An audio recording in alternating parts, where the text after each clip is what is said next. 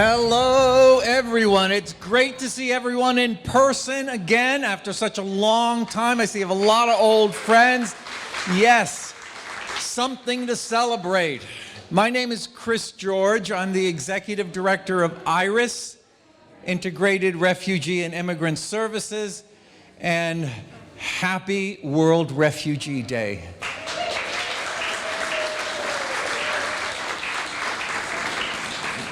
The annual celebration of the courage and resilience of refugees. I have a story to tell on this evening of stories. Some of you have probably heard it. So before starting at IRIS, I spent a lot of time in the Middle East, mostly in the Middle East, working with a variety of organizations, and I visited a lot of refugee camps. Southeastern Turkey, South Lebanon, the Gaza Strip, refugee camps also in Somalia, Pakistan. And what I remember most from visiting refugee camps is probably not what you think, probably not what you're picturing in your head. You know, rows and rows, thousands of tents, maybe raw sewage flowing down the streets, sad, depressed people who had lost so much. What I remember most from visiting refugee camps is the amazing hospitality that refugees showed me. Yes.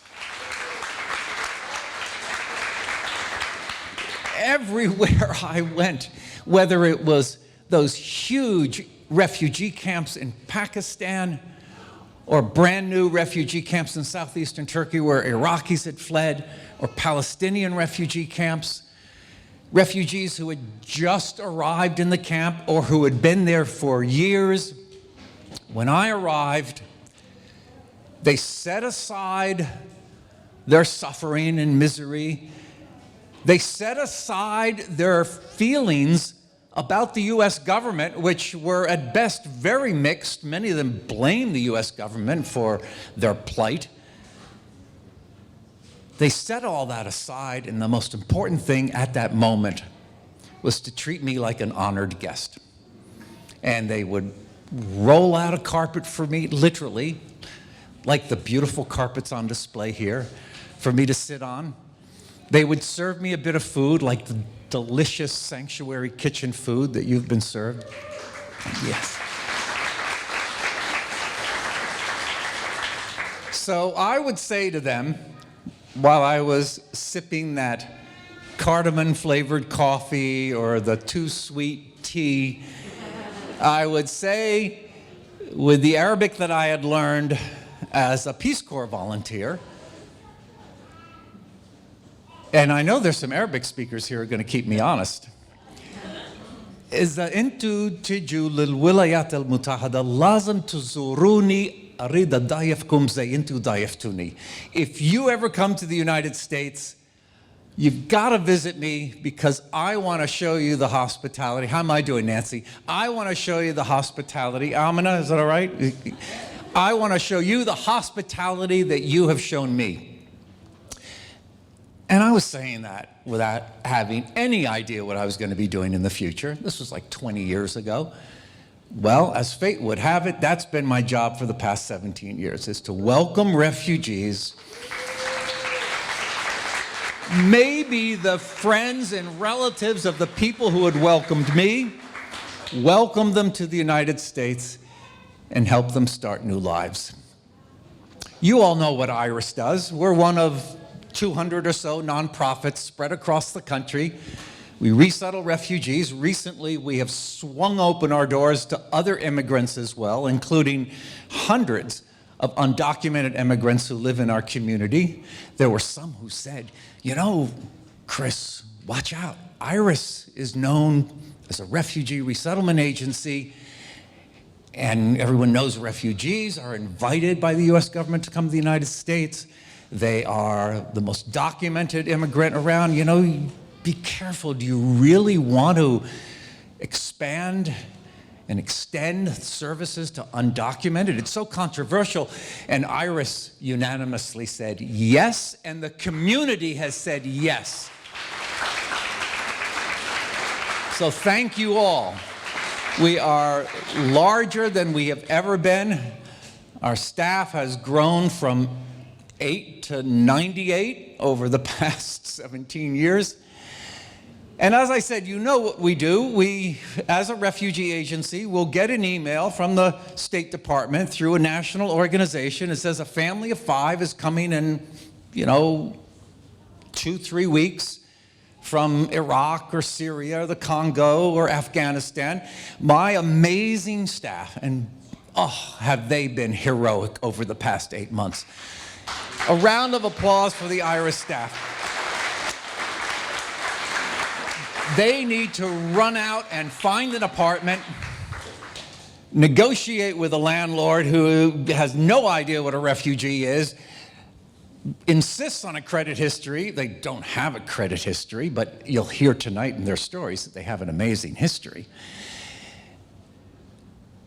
Landlords will say, I want to meet them. Sorry, they're not here. Do they speak English? No, they don't. Do they have jobs? No, not yet, but they will. We need to nevertheless negotiate with a landlord, find an apartment, furnish it with donated furniture. Many of you have contributed furniture. Thank you. Stock the kitchen with food. Find someone, and you're smiling because you've heard me tell this story. Find someone who can cook a culturally appropriate hot meal to serve this family soon after they arrive. All of this is readied. The family arrives at JFK. They're met by the United Nations. They're put in a minivan. They zip up 95. That's an exaggeration.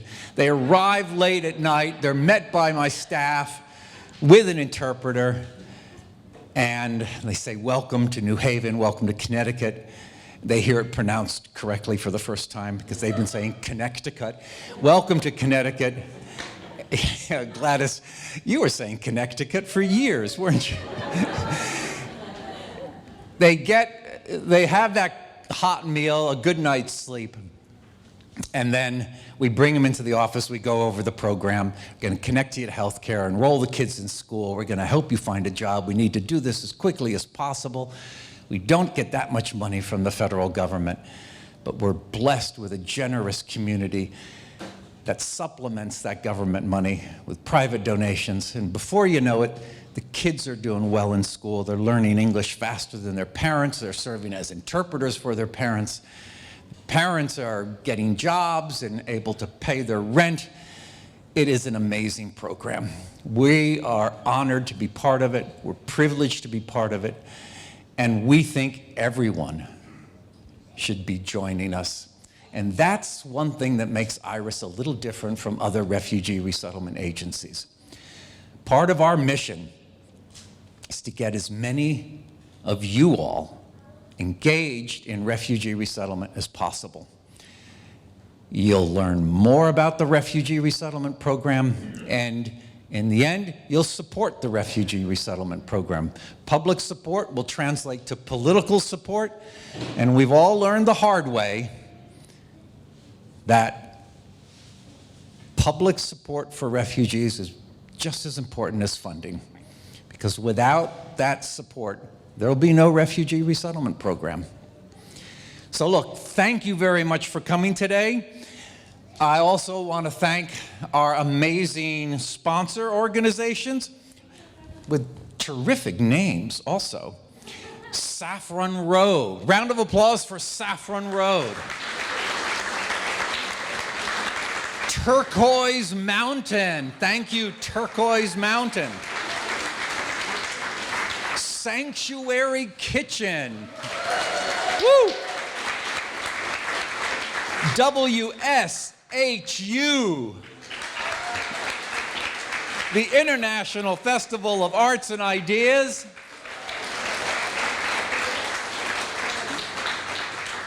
And this incredible host venue. I mean, isn't this amazing space? I want to have an office like this.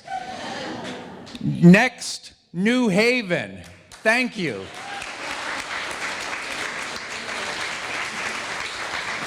All right, so we're going to get started.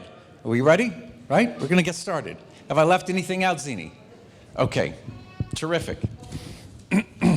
Gladys, are you ready? Okay. Gladys Malelo is a refugee from the Democratic Republic of the Congo. She has recently become a U.S. citizen. Whoa.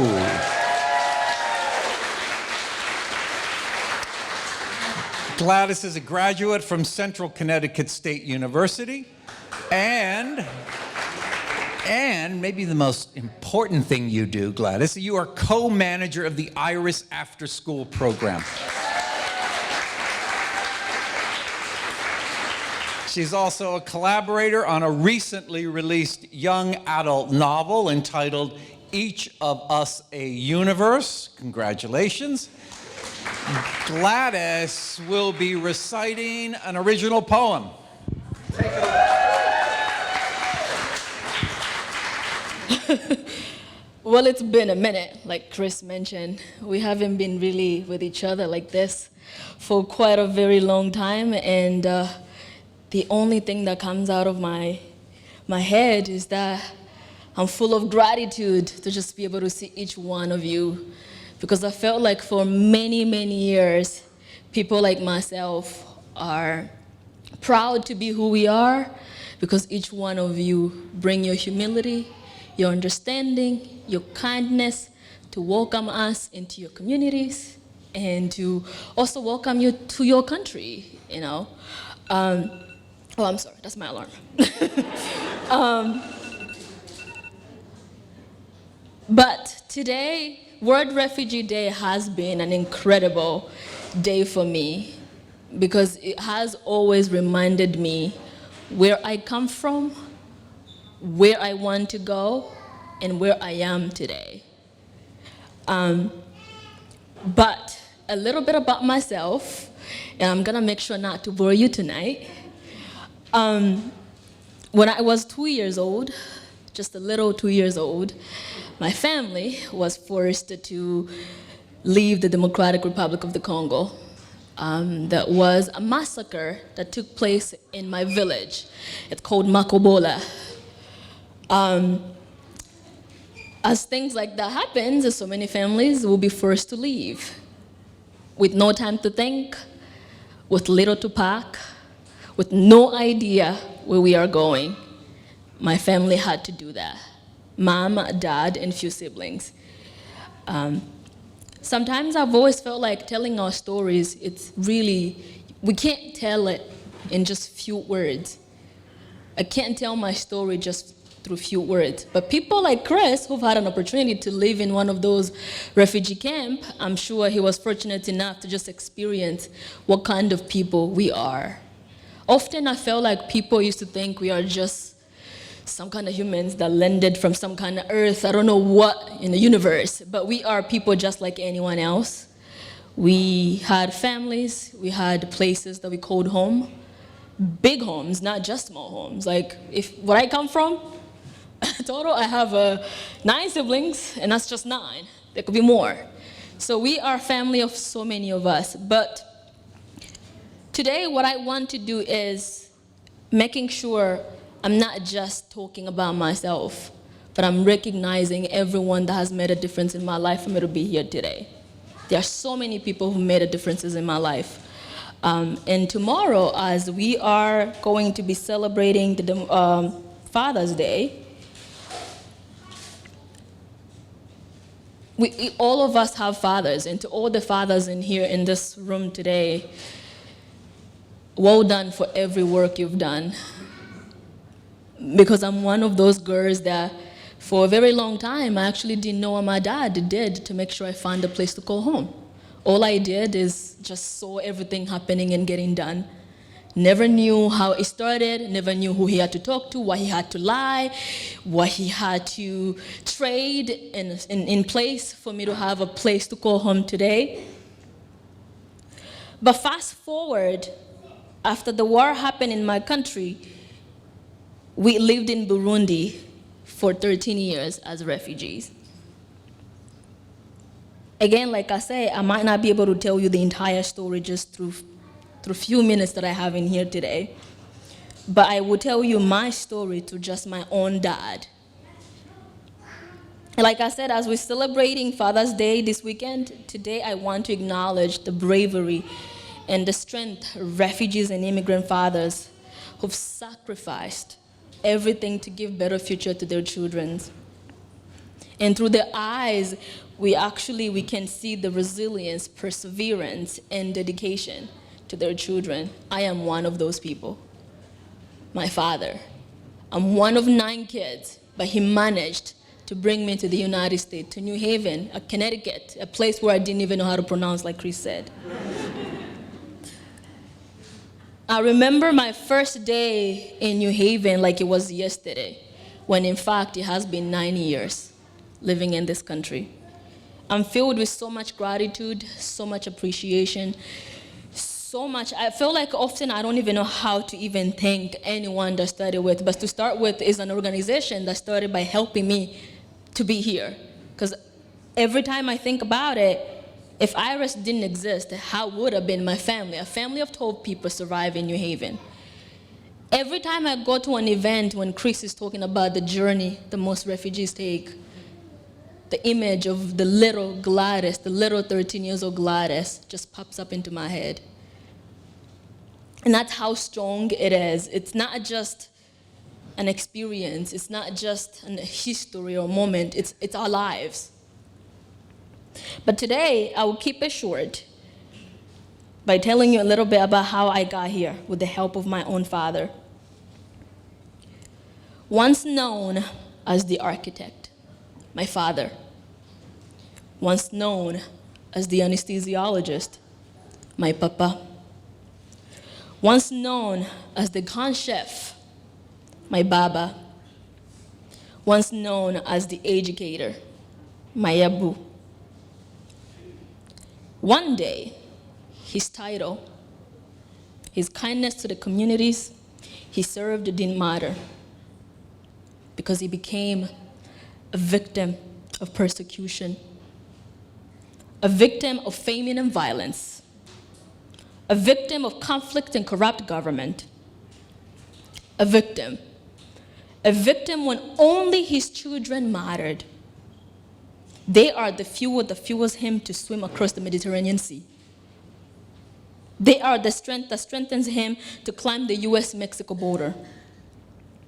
Even when safety was dark as the color of midnight, my father, my papa, my baba, my abu, he endured the obstacles and humiliation to get me to safety.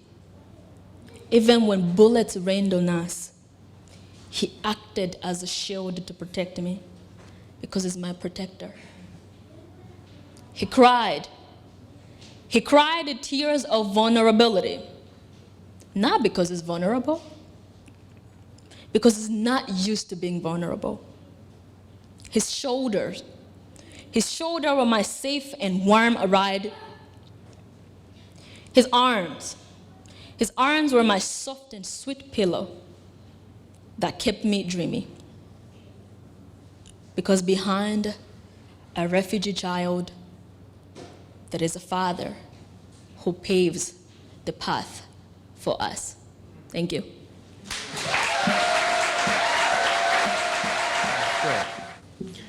Okay, thank you, Gladys. Our next storyteller, Aimee Mulungula, a refugee from the Congo, came to the United States when he was 11 years old with his family, and he was welcomed by IRIS. Now he is a multimedia artist and entrepreneur, a rising sophomore at the University of Connecticut, and he uses his art to challenge mainstream narratives of East African culture in the American media. Everyone, a welcome to Aimee Mulungula.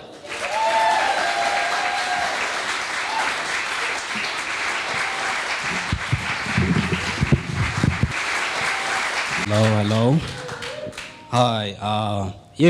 Chris just said a lot, but my name is Eme Mulungula, as was said. Born and raised in Tanzania in a refugee camp, and I didn't know any. Like that's the only. Since I was born and raised in the refugee camp, that's the only life I knew. I thought that was the norm. My whole life until I was told that we're gonna come to the United States, a country I had no knowledge of. I was only 11, right? I mean, the only thing I knew at the time about America was the things I saw on TV, right? I was like, oh my God, I'm going to heaven, right? This is basically the best thing ever to happen to me. And I did, when I was 11. I came here, no knowledge of what I was going to get myself into. Gladys spoke about that. I didn't even know how to say hi, goodbye, know the language. But then with the help of RS, I did eventually. And so, at such a young age, being in middle school, I didn't know anything. So, but then when I saw what was there, when I saw that there's computing schools, when I saw that, there's giving scholarships people to go, I saw I can make something out of this. And mind you, I was always been an artist. I've always been into art. That's been like my talent. People in my community knew me as an artist. I made draws. That's basically what I'm known for. So when I saw art being put on walls, right, of kids, I was like, I can do better than that. I can literally create something out of this, and I did. And that's what I was like. I'm gonna really chase this dream of mine, a hobby of mine that I was given to me by God, and turn it into something greater than it is, since I'm given this opportunity to come here in America, right? And so, middle school, I learned English, right? I learned the culture it is. I trained myself to learn English in about a year and a half, and I did. And so, I went to Korea high school. People in that school, people making fun of me all because of my accent. They were like, oh, you know how high school is, right? Because of my accent, African, this and that, right? People, there's so much microaggression. People talk about, did you used to live in the house? Did you used to hunt for food? All these things, she knows. Yeah, it's such so many stereotypicals people used to put on me. And that's a type of, it subserves you. Like, having that mentality, people telling you there's everything wrong with being who you are because of where you're from and because of how the media portrays your cultures to, TV. Like, for example, if you look on Google right now, look up Congo, all you see is warfare. All you see is, people with guns, right? That's what you see. It shows all the negative aspect of my people, and that was so demolishing, and I felt really bad about that as a freshman in high school. And so, J Camp, I worked with him at Career. It was there's a program there, after school program that I went to with J Camp. And he introduced me to Nest Haven in 2019 as a sophomore. He told me, hey, man, is this program just being built in Dixwell, which was my neighborhood at the time. I was like, really? Yeah, let me just send me in, let me go into it. And so I did. Coming here, I worked with, so basically, at the time, Nest Haven is an art incubator, and incubates artists and entrepreneurs sometimes. And each year there's a cohort of artists, and each artist have their own high school apprentices, and I was lucky enough to be one of them. As a young age, when it just started opening, matter of fact, at the time it opened, there was not this, this space right here. It's just the other side. And working with Jacqueline, she was a painter, she's a really great painter, and I didn't know art because since I didn't have art in my school that I went to, I was lucky enough and approachable enough to come here and learn, hands-on art, and I was able to do the first layers of a painting. I was able to, how to paint. I was able to do commissions with artists, with their help with that, and it was a great opportunity for me, since even in my neighborhood right now around here, there was never anything related to what I do, So having this space right here was really amazing. And then the year after that, I met with Jeffrey. Jeffrey Maris is also an artist, a little bit different from what I do. He's a sculptural artist. So, and I was paired with him, and I was like, I don't do sculptures. I don't know how I'm gonna relate this to my own art. I was looking at his sculptures, what I'm gonna do, how is he gonna help me with my own practices? And I was like, okay, yeah, let me give him a chance. Let me talk to him about what he does. And what he basically does, he's an immigrant from Haiti, and he uses his art form to challenges the struggle he deals with being an immigrant here in the U.S. And just seeing how he uses his art as a form of expression, as a form to spread injustices that he deals with, that also helped me myself to, use my art as a form of expression, as a form to talk about who I am, talk about my story. And yeah, I did that as an apprentice here for, a whole year until the COVID happened. And then I was lucky enough to have an exhibitions here in East Haven. It was a year ago. And having those experiences of being, kind of bullied because of where I'm from, because of how the narrative have on African cultures, I was like, let me have an exhibition and talk about shows the beautiful aspect of Africa. I want to show the community I was born in. I want to show the beauty of what people don't get to see, Because I was saying, talk about how, people talk about refugees as being sad, miserable. I didn't have that, People were more as a community. People were loving each other. There was art. There was music. That's the environment I was raised in. Even if I was a refugee, it was still a place I still called home because I was born within that community. I didn't have any other choice. So, yeah, I wanted to showcase the art, the beauty I was born in, I was raised in, and I did. And as you can see on the left right there, that's some of my arts I had. I did actually, and I just want to show my experiences in, being in the refugee camp in Tanzania, and I did so by doing that. And yeah, so my whole experience as just being young and being an artist, being exposed to this environment as move here, it really taught me ambitious, right? Really I was always been never leading myself to my highest potential. It was always I always been driven by my why. Where have I come from, right? I've had to sacrifice so much because I didn't have such thing when I grew up. I didn't even think what I'm doing right now was possible until I came here, because I always remember where I came from. And I did that by doing that. Also, I've been working with seeing just how much, my people here in the U.S., black people, how they are being corrupted because of being through poverty. I want to make a change through that, because of my skin color, I should not be able to do certain things and just like that.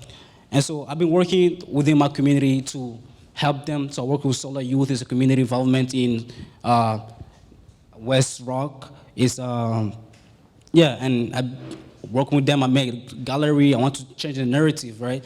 And what I'm working on right now is a brand, actually. Just Chris Mission, I'm an entrepreneur. I'm creating a brand called Le Bon. And what that is a platform which highlights the good within people of colors communities through the arts. So what that will be an online gallery featuring artists, emerging artists, people my age that do art, and just showcase their work that they're doing. And I'll be able to be part of that. I want to be able to be the anchor to give them the opportunity and a platform that I didn't have. If I didn't have East Haven here, I couldn't be doing what I'm doing right now. And I know a lot of people in my community that are artists, that are rappers, right? But then because of the environment, the platform that they're not giving to, they're not able to thrive. And so I'm trying to give that back.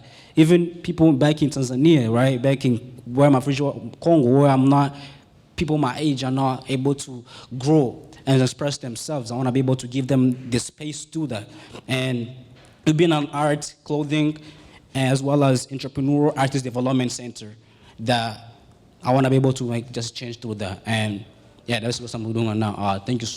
And that's basically all it is. Yeah, thank you very much.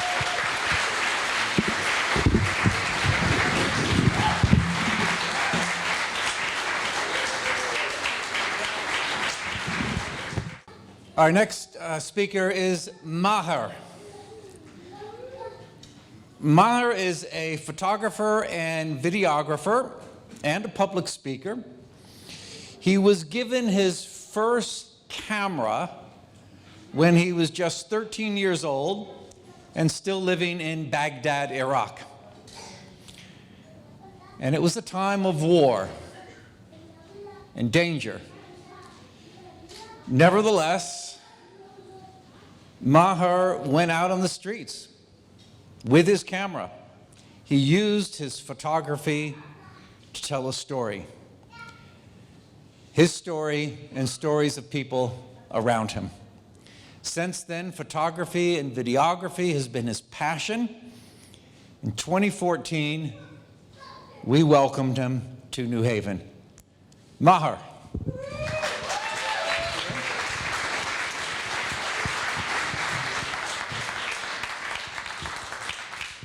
Thank you. Shukran.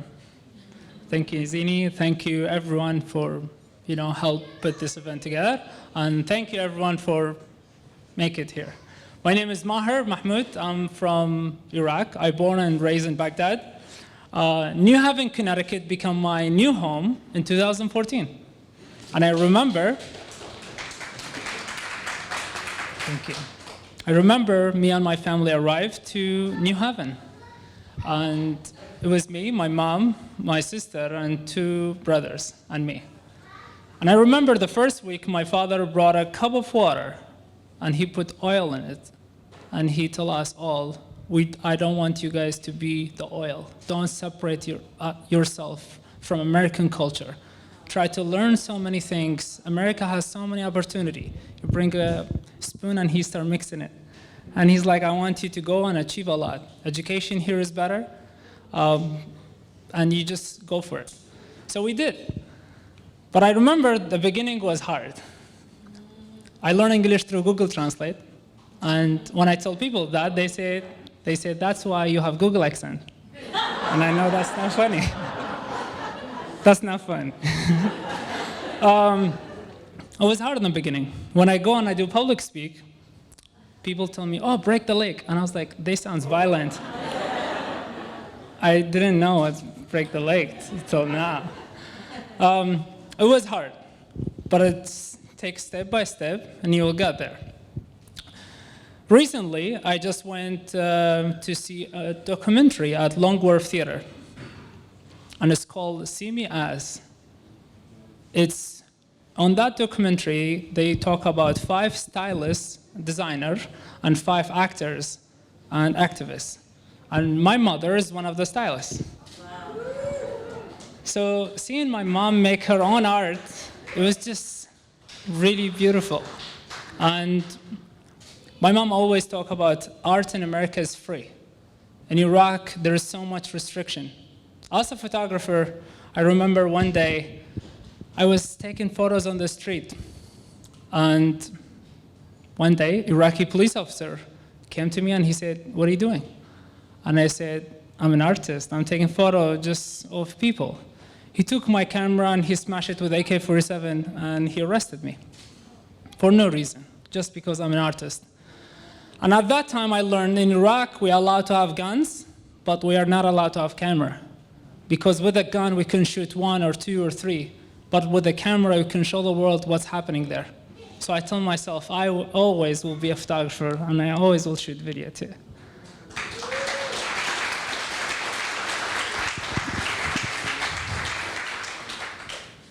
Because of IRIS and the local community support and the artistic opportunity the state have provided, me and my lens, see me as an artist, and a leader, and a photographer, and the most importantly, a welcome and blessed by the New Haven community. Thank you, everyone.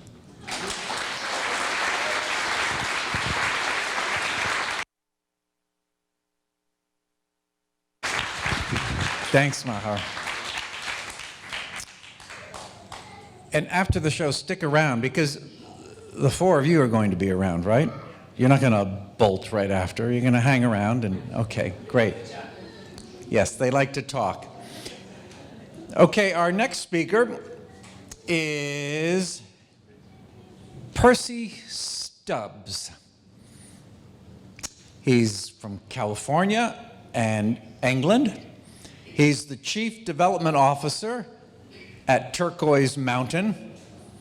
Turquoise Mountain, you're probably wondering, what is Turquoise Mountain? Turquoise Mountain was established in 2006 by His Royal Highness, the Prince of Wales, no less, to revive historic areas, traditional crafts, and communities, to provide jobs, education, and a renewed sense of pride.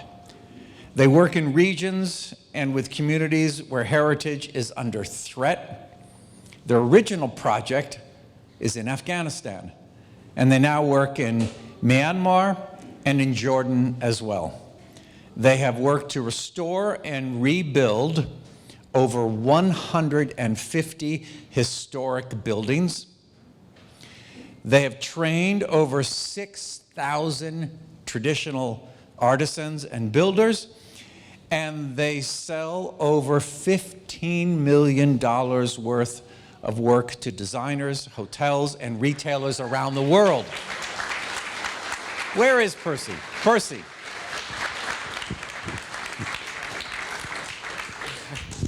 Thank you, Chris. And can I just say, those were 4 of the most extraordinary performances, stories, poems, and I'm just very honored to even be sharing a room with you, let alone a stage. So bravo to the 4 of you.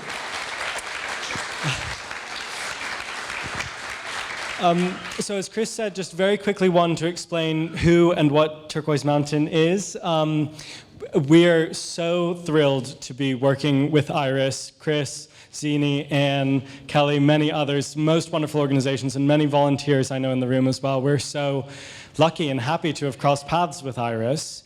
But how that came about is Turquoise Mountain is a charity, British charity, as Chris says, that works in Afghanistan and in Jordan and Syria and in Myanmar. And the project started very much about traditional crafts and traditional buildings. So if you'll see in the back of the room, and there are quite a few people from Turquoise Mountain here this evening who I know would love to speak with all of you, but we have some incredible crafts, primarily from Afghanistan tonight, and from the other places as well, to a lesser extent. These carpets are all hand-woven in Afghanistan, beautiful jewelry, woodwork, ceramics, glass. So very briefly, the way that Turquoise Mountain began was with this mission to preserve these crafts and preserve these buildings. And so a group of people went to the old city of Kabul, to a neighborhood called Muradkhani, and started trying to restore these buildings that were really on the verge of falling down. And there's some photos back there, and even a wall that you can color in of what those buildings look like today. They restored these buildings and made them a home for craft and craft businesses. Because what we found very quickly, we set up a school, an institute of vocational arts and architecture, traditional Afghan arts and architecture. And what we found very quickly is that the only way to really preserve crafts is to help people set up businesses, making and selling those crafts around the world. So there are now 50 businesses, well over 50 businesses that have launched right out of that institute, and many of the products they make are here today. But the reason that I am so passionate about this project, and that many others, the handful of others from Turquoise Mountain who are here tonight are also very passionate about it, is that these traditional crafts are very resilient. People have been weaving carpets in Afghanistan for over 1,000 years. They are extraordinary skills that people can take a lot of pride in. There's something of great beauty and great value to have skills in any craft, particularly a craft that is one that's laden with heritage and tradition, goes back many, many years. So traditional crafts have withstood pandemics, can continue to withstand pandemics. They've withstood enormous political change and can continue to do so. So where Turquoise Mountain fits in with Iris is that there is a wonderful group of artisans and others who've worked with Turquoise Mountain for many years in Afghanistan who are now living here in Connecticut with the enormous help of Iris, and many of them are still practicing their extraordinary crafts and will continue to do so. And as I say, it's all about resilience. Crafts are resilience, and artisans who practice them are incredibly resilient. And back in Afghanistan, there are thousands of artisans that we are working with, weaving carpets, creating beautiful pottery, jewelry, ceramics, many other things. And our goal is to continue to work with them in Afghanistan. We have a fully operational project there with over 200 staff, Afghan staff, working with them every day. We have a primary school, a health clinic. But all of this is to say that We now have a little Turquoise Mountain family here in Connecticut. We're very happy to have connected with Iris for their sake, for all of our sake. And we'll continue to bring beautiful crafts from Afghanistan to places like Connecticut. And just to conclude by saying I'm very honored to be sharing the stage with all of you and grateful to have connected with Iris. So thank you all. Thanks, Percy.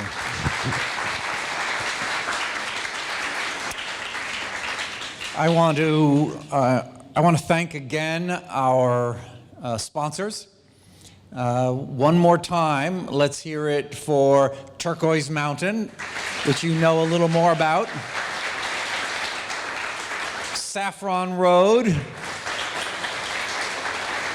WSHU, Sanctuary Kitchen, International Festival of Arts and Ideas, and this wonderful space, Next Haven. I also want to thank Ann O'Brien, our Director of Community Engagement. Thank you, Ann. But the two people who really made this evening possible, the organizers from Iris, Kelly B. and Zini Malik.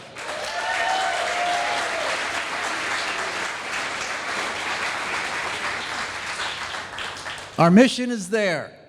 It's not just welcoming and resettling refugees and immigrants. If there was ever any doubt, not after listening to these stories tonight, they enrich our communities. Thank you very much, all of you. Please stay around. Lots of things to see. Thank you all for coming. Sorry? The crafts. Yes. Yes, stay around and look at all the crafts. And are they for sale too? And they're amazing. You can buy them. You can take them home. So thank you all very much. Thanks.